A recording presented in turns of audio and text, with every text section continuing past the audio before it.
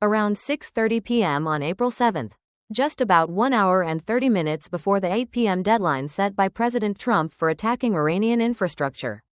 President Donald Trump unexpectedly announced a 2-week truce in the U.S. attack, on the condition that Iran immediately and completely reopen the Strait of Hormuz.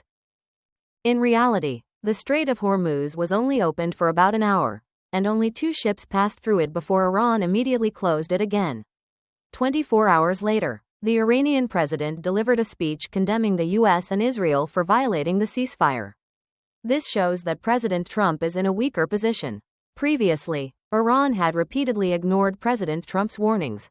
The reality is that Iran is being very proactive and tough with the U.S. in the conflict. The 2-week truce is merely a temporary pause to consolidate its forces, and it may resume the war if negotiations are not favorable to Iran. The 10-point agreement proposed by Iran shows that Iran will negotiate from the perspective of a victor. Before the conflict, the Strait of Hormuz was an international shipping lane, allowing free passage for ships. When the conflict temporarily ceased, Iran demanded control of the Strait of Hormuz, charging fees to ships passing through.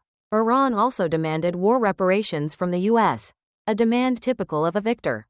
Iran also has the right to enrich uranium, a right that the U.S., Israel, and Europe have never previously granted.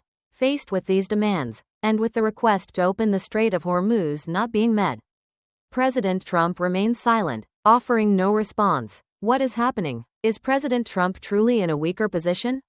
Within the U.S., President Trump is also receiving much criticism. If President Trump orders airstrikes on Iranian civilian infrastructure, he will face condemnation from the American people and the world, and even a conviction as a war criminal. The goal of the war, to dismantle the Iranian regime, will not be achieved. President Trump is facing an extremely difficult dilemma, negotiating and accepting most of Iran's demands, which means the U.S. has already lost to Iran. Continuing airstrikes to dismantle the Iranian regime is realistically impossible. The U.S. and Israel can only dismantle the Iranian regime by sending troops into Iran. But Iran is a large country with a very complex terrain. Sending troops into Iran would easily lead to the U.S. becoming bogged down in a war, suffering heavy losses in manpower, something the U.S. is extremely wary of. A prolonged war would also mean a prolonged blockade of the Strait of Hormuz. The global economy would suffer a severe recession. Many unpredictable events could occur.